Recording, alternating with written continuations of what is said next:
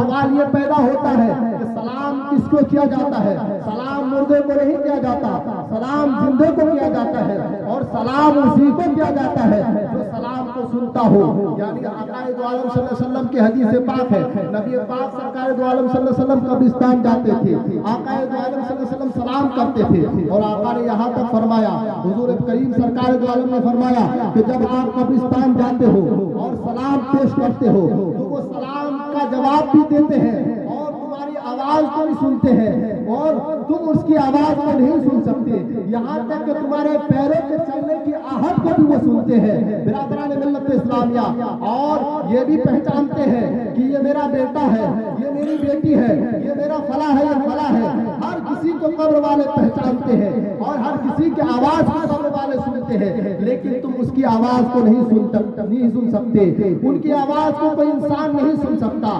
برادران ملت اسلامیہ، یعنی جن اور انسان کے علاوہ کوئی شخص، جن اور انسان کے علاوہ اس مردے کی آواز کو کوئی نہیں سن سکتا، اور دیگر اللہ تعالیٰ کی جتنے بھی مخلوقات ہیں وہ قبر کے مردے کے حالت کو بھی دیکھ رہا ہے، مردے کے حالت کو بھی سن رہا ہے۔ یہ میں کتاب سے بتا رہا ہوں، کتاب کے اندر یہ موجود ہے کہ جنات کے علاوہ اور انسان کے علاوہ اللہ تعالیٰ کے جتنے بھی مخلوق ہیں سب قبر کے اندر کے مردے کے تمام حالات کو دیکھ رہا ہے، تمام حالات کو سنتا ہے۔ برادران ملت اسلامیہ، اسی لیے ہم کو چاہیے کہ جو مرحومین اس دنیا سے جا چکے ہیں ان کے نام پر اصالہ ثواب کریں، ان کے نام پر قرآن پڑھیں۔ عزیزان گرامی، قرآن کے بارے میں، قرآن کی عبادت اور ریاضت کے بارے میں علماء فرماتے ہیں کہ قرآن ایک ایسی کتاب ہے جس کا پڑھنا بھی عبادت ہے، جس کا سننا بھی عبادت ہے، جس کا کھول کر دیکھنا بھی عبادت ہے، اور کسی کو پڑھوانا بھی عبادت ہے۔ یعنی اگر کوئی شخص قرآن کو پڑھنا نہیں جانتا،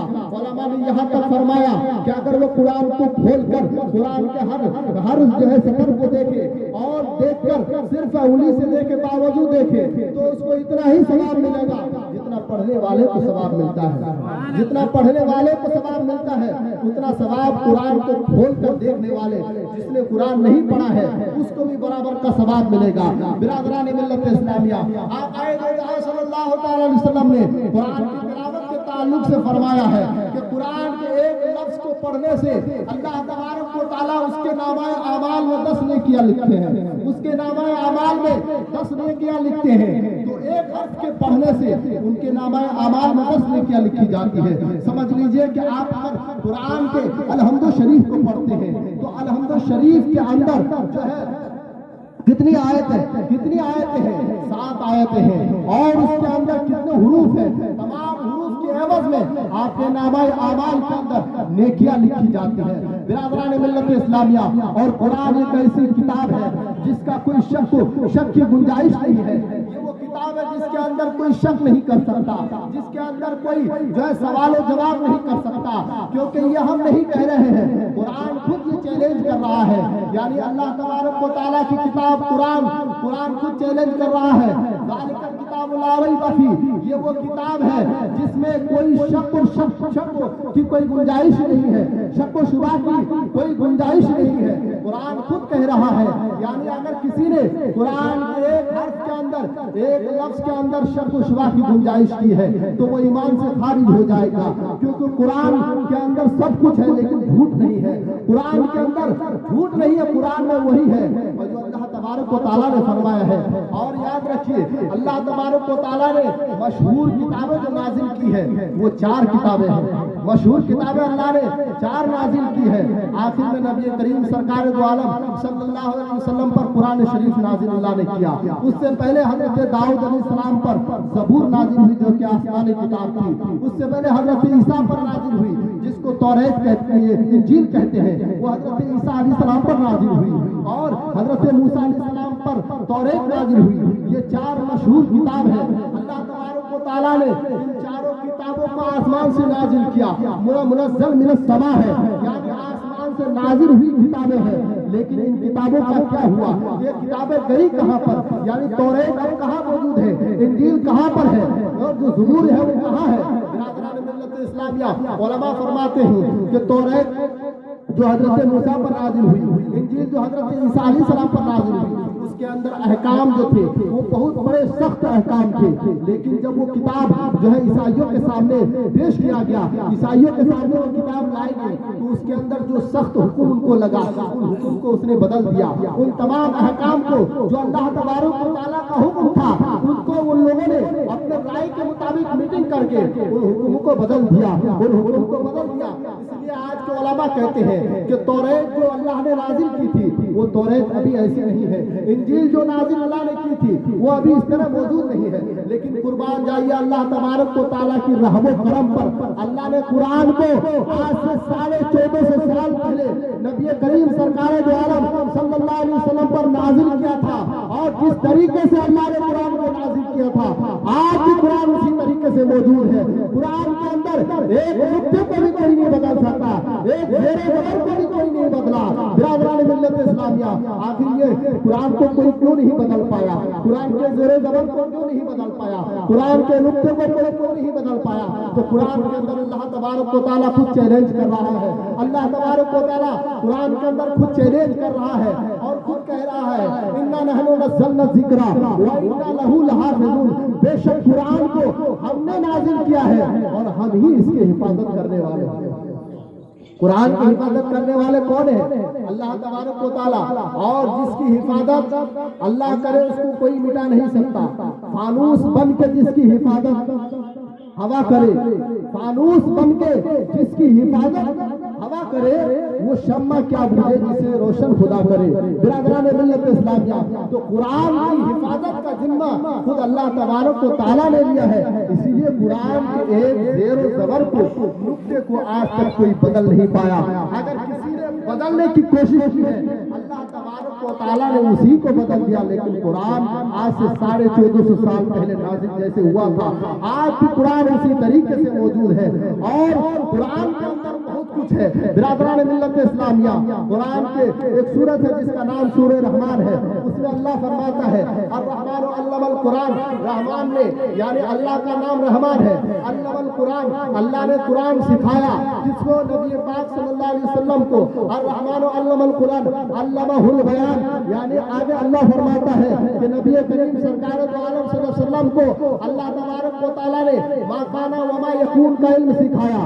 یعنی حضور پاک صلی اللہ علیہ وسلم پر اللہ نے قرآن کو نازل کیا، لیکن اسی قرآن کے اندر اللہ تبارک و تعالیٰ فرماتا ہے کہ نبی کریم سرکار دو عالم صلی اللہ علیہ وسلم کو اللہ نے ما کان وما یکون کا علم سکھایا، یعنی ما کان وما یکون کا مطلب یہ ہے کہ جو کچھ ہو چکا ہے، جو کچھ ہو چکا ہے اور جو ہونے والا ہے، یعنی جو مستقبل میں ہونے والا ہے، جو فیوچر میں ہونے والا ہے، اس کے بارے میں کسی کو علم نہیں ہے، اور لیکن قرآن کے اندر اللہ فرماتا ہے کہ نبی کریم سرکار دو عالم صلی اللہ تعالیٰ علیہ وآلہ وسلم کو اللہ تبارک و تعالیٰ نے جس جو ہونے والا ہے اس کا بھی علم دیا ہے، اور جو ہو رہا ہے اس کا بھی نبی کو اللہ تعالیٰ نے علم دیا ہے، اور جو کچھ ہو چکا ہے اس کا بھی علم اللہ تبارک و تعالیٰ نے نبی کریم سرکار دو عالم صلی اللہ علیہ وسلم کو دیا ہے۔ اسی لیے نبی کریم سرکار دو عالم صلی اللہ علیہ وسلم نے قیامت کی نشانیاں بتا کر گئے۔ آج سے 1450 سال پہلے آقائے دو عالم صلی اللہ تعالیٰ علیہ وآلہ وسلم نے جو کچھ بھی بتایا ہے پتھر کی لکیر کے ساتھ وہ چیزیں آج ہو رہی ہے۔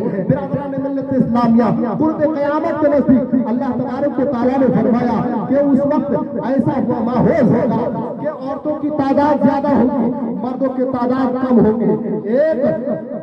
مرد کے سرپرستی میں 50 عورتیں ہوں گی، اور برائیاں اتنے عام ہو چکی ہوگی کہ برادران ملت اسلامیہ دین پر قائم رہنا بہت دشوار ہو رہے گا۔ اور علماء فرماتے ہیں، میرے آقا علیہ الصلوۃ والتسلیم نے فرمایا کہ کل قیامت کے دن یعنی قرب قیامت، جب قیامت نزدیک ہوگی تو ایسا ماحول ہوگا دنیا کا، فرماتے ہیں کہ جو نیکوکار لوگ ہوں گے وہ قبروں میں جائیں گے، اور قبروں میں جانے کے بعد یہ تمنا کریں گے، یہ تمنا اور یہ آرزو کریں گے کہ کاش اس قبر میں میں ہوتا، کاش اس قبر میں میں ہوتا تو کتنا اچھا ہوتا۔ یعنی دین پر چلنا، دین پر قائم رہنا اتنا دشوار ہو جائے گا، اتنا دشوار ہو جائے گا کہ لوگ جو ہے جو نیکوکار لوگ ہوں گے وہ موت کی تمنا کریں گے، موت کے آرزو کریں گے۔ اللہ کے رسول صلی اللہ علیہ وسلم نے فرمایا دجال کا ظہور ہوگا۔ آقا علیہ السلام نے آج سے 1450 سال پہلے دابۃ الارض کے بارے میں بتایا، یاجوج ماجوج کے بارے میں بتایا، اور یہاں تک کہ آقا علیہ السلام نے فرمایا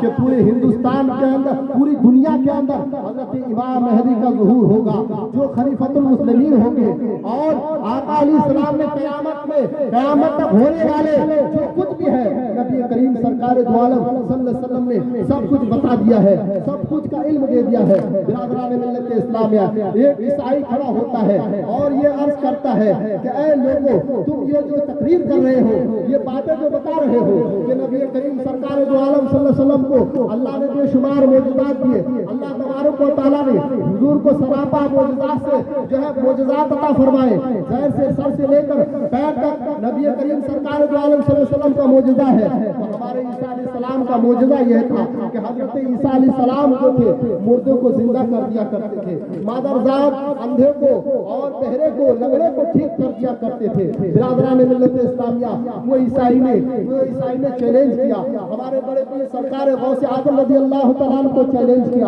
اور بڑے پیر سرکار غوث اعظم سے وہ عیسائی کہتا ہے کہ ہمارے عیسیٰ علیہ السلام مردے کو زندہ کیا کرتے تھے، اگر آپ مردے کو زندہ کر دیں تو میں بھی آپ کو مار لوں۔ برادران ملت اسلامیہ، حضرت سرکار غوث اعظم ولیوں کے سردار قبرستان جاتے ہیں اور اس عیسائی کو ساتھ میں لے کر جاتے ہیں، اس عیسائی کو ساتھ میں لے کر جاتے ہیں اور اس عیسائی سے کہتا ہے بتاؤ کون سی قبر کے مردے کو زندہ کروں، کس قبر کے مردے کو زندہ کروں؟ تو وہ عیسائی ایک قبر کی طرف اشارہ کرتا ہے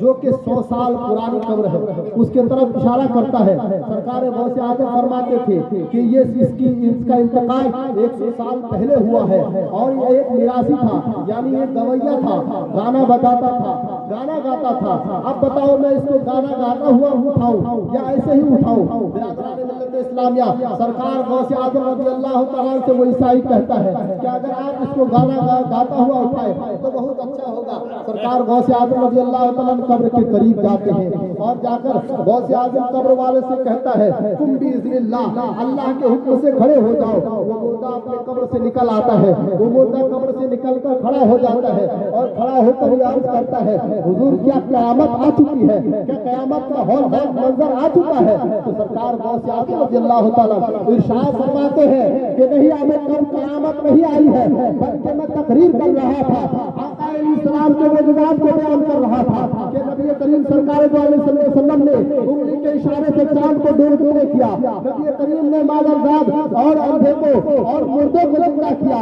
تو یہ عیسائی نے مجھے چیلنج کیا ہے کہ اگر تم مردہ کو زندہ کر لو تو میں تمہارے نبی کی نبوت کو مان لوں، میں تمہارے نبی کی رسالت کو مان لوں، اسی لیے میں تم کو زندہ کیا تھا۔ برادران ملت اسلامیہ، سرکار غوث اعظم نبی نہیں تھے، اللہ کے ولی تھے۔ سرکار غوث اعظم رضی اللہ تعالیٰ نے جب ایک مردے کو زندہ کر دیا تو نبی کی نبوت کا عالم کیا ہوگا، ہمارے نبی سرکار دو عالم صلی اللہ علیہ وسلم کا عالم کیا ہوگا؟ پھر وہ عیسائی آقا دو عالم صلی اللہ علیہ وسلم کے جو ہے اسلام پر داخل ہوتے ہیں اور سرکار غوث اعظم رضی اللہ تعالیٰ سے مرید ہو جاتے ہیں۔ برادران ملت اسلامیہ، ایک یہودی سرکار غوث اعظم کے بارگاہ، سرکار دو عالم صلی اللہ علیہ وسلم کے بارگاہ میں آتا ہے اور آ کر کہتا ہے نبی کریم سرکار دو عالم صلی اللہ علیہ وسلم سے کہتا ہے کہ اگر آپ نبی ہو تو یہ کھجور ہے، اس کھجور سے اگر ایک دن میں پیڑ پیدا ہو جائے، ایک دن کے اندر اس سے پیڑ پیدا ہو جائے، اس میں پھل تیار ہو جائے تو میں آپ کو اللہ کا نبی تسلیم کر لوں گا، میں آپ کو اللہ کا نبی مان لوں گا۔ سرکار دو عالم صلی اللہ تعالیٰ علیہ وسلم اس شرط کو منظور کر لیتے ہیں، اس شرط کو مان لیتے ہیں اور کہتے ہیں جاؤ اس کھجور کے اندر پیڑ کر تم پاؤ گے، بلکہ پیڑ ہی نہیں بلکہ اس کے اندر پھل بھی پاؤ گے۔ برادران ملت اسلامیہ، لیکن یہودی جو تھے وہ مسلمانوں کا کٹرواد دشمن ہے۔ آج بھی اسرائیل یہودی سب سے پوری دنیا کے اندر اگر سب سے بڑا دشمن اسلام کا کوئی ہے، دشمن اسلام کوئی ہے تو وہ یہودی ہے۔ یہودی سے بڑا دشمن کوئی نہیں ہے۔ وہ یہودی کے چیلنج کو سرکار صلی اللہ علیہ وسلم ایکسپٹ کر لیتے ہیں اور نبی کریم صلی اللہ علیہ وسلم فرماتے ہیں کہ جاؤ کل تمہیں یہاں پر پیڑ ملے گا اور اس کے اندر پھل بھی ملیں گے، اور اس کیا کیا جاتا ہے، اس کھجور کو زمین کے اندر گاڑ دیا جاتا جاتا ہے، اس کھجور کو زمین کے اندر جب گاڑ دیتے ہیں تو یہودی دل میں سوچنے لگتا ہے، دماغ سے سوچنے لگتا ہے کہ آقا دو عالم صلی اللہ علیہ وسلم یعنی کہ مسلمانوں کے نبی محمد صلی اللہ علیہ وسلم نے آج تک جو کچھ کہا ہے وہ کر کے دکھایا ہے، اگر کھجور کا پیڑ درخت اگ آیا اور اس کے اندر پھل آ چکا تو مجھے ایمان لانا پڑے گا۔ وہ یہودی جاتا ہے اور راتوں رات جانے کے بعد وہاں سے کھجور کو نکال کر لے کر آ جاتا ہے، پھر کیا دیکھتا ہے جب صبح ہوتی ہے تو صبح وہاں پر ایک پیڑ پاتا ہے اور اس پیڑ میں کھجور کا درخت میں جو ہے کھجور نکلا ہوا پاتا ہے۔ جب سرکار دو عالم صلی اللہ علیہ وسلم اس کھجور کے پیڑ سے اس کو پھل توڑ کر کھلاتا ہے تو اس کھجور کے درخت اس کھجور کے اندر جو ہے گٹلی ہی نہیں رہتی، اس کھجور کے اندر گٹلی ہی نہیں رہتا، تو وہ وہ یہودی کہتا ہے کہ اس کھجور میں تو گٹلی ہے ہی نہیں۔ تو سرکار دو عالم صلی اللہ علیہ وسلم نے فرمایا کہ گٹلی کیسے ہوگا، کھجور کو تو اس کی گٹلی تو تم نے رات ہی کو نکال لیا تھا، اس کے گٹلی کو تم نے تو رات ہی کو نکال لیا تھا۔ سرکار دو عالم صلی اللہ علیہ وسلم کے اس معجزے کو دیکھنے کے بعد وہ یہودی آقا دو عالم صلی اللہ علیہ وسلم کا کلمہ پڑھ لیتے ہیں اور اسلام میں داخل ہو جاتے ہیں۔ برادران ملت اسلامیہ، معجزہ کا مطلب یہی ہوتا ہے کہ جو انسان کی سچ و سوچ و فکر میں، انسان کے عقل میں جو بات سمجھ میں نہیں آئے وہی بات اگر اللہ کے کسی نبی سے صادر ہو جائے، اللہ کے کسی نبی سے ایسا کام صادر ہو جائے تو اسی کو معجزہ کہتے ہیں، اور وہی کام اگر اللہ کے ولی سے صادر ہو جائے تو اسی کو کرامت کہتے ہیں، اور وہی کام اگر کوئی جادوگر کر دے تو اس کو استدراج کہتے ہیں۔ برادران ملت اسلامیہ، یعنی عقل جس چیز کو تسلیم نہ کرے، جیسے کہ ہندن ولی سرکار خواجہ معین الدین چشتی حسن سنجیری ثم اجمیری رضی اللہ تعالیٰ میں بہت مشہور واقعہ ہے، آپ لوگ سب جانتے ہوں گے۔ خواجہ غریب نواز رضی اللہ تعالیٰ نے پورے انا ساگر کے پانی کو ایک کٹورے کے اندر لے کر آ گیا، لیکن عقل اس بات کو تسلیم نہیں کرتا کہ انس اگر کا تالاب اتنا بڑا تالاب ہے، اس تالاب کا پورا پانی ایک کٹورے کے اندر کیسے آ گیا؟ عقلاً یہ محال ہے، عقلاً اس بات کو کوئی تسلیم نہیں کر سکتا کہ ایسا کیسے ہو سکتا ہے۔ لیکن عزیزان گرامی، علماء فرماتے ہیں شریعت مطہرہ کے اندر ہے کہ وہ عجیب و غریب عادت کے خلاف کام جو نبی یا ولی سے صادر ہو جائے، جو انسان کی سوچ و فکر میں نہیں آئے، تو اسی کو تو کرامت کہتے ہیں، اسی کو تو کرامت کہتے ہیں۔ جیسے کہ نبی کریم سرکار دو عالم صلی اللہ علیہ وسلم نے انگلی کے اشارے سے چاند کو دو ٹکڑا کر دیا، چاند آسمان کے قریب قریب ہے، اور نبی کریم صلی اللہ علیہ وسلم نے زمین پر کھڑا ہو کر انگلی کے اشارے سے چاند کو دو ٹکڑے کر دیتے ہیں۔ آج سائنسداں جب چاند پر پہنچتے ہیں اور چاند کے ہولناک منظر کو دیکھتے ہیں تو وہ بھی اس بات کو ماننے سے جو ہے انکار نہیں کرتے، بلکہ مانتے ہیں اور کہتے ہیں کہ ہمیں ایسا لگتا ہے کہ اس چاند کے اندر آج سے سینکڑوں سال پہلے کوئی واقعہ ہوا ہو۔ برادران ملت اسلامیہ، اللہ تبارک و تعالیٰ کے بارگاہ میں دعا ہے کہ اللہ تبارک و تعالیٰ ہم سبوں کے ذکر اذکار کو اپنے بارگاہ میں قبول فرمائے۔ وآخر دعوانا الحمدللہ رب العالمین۔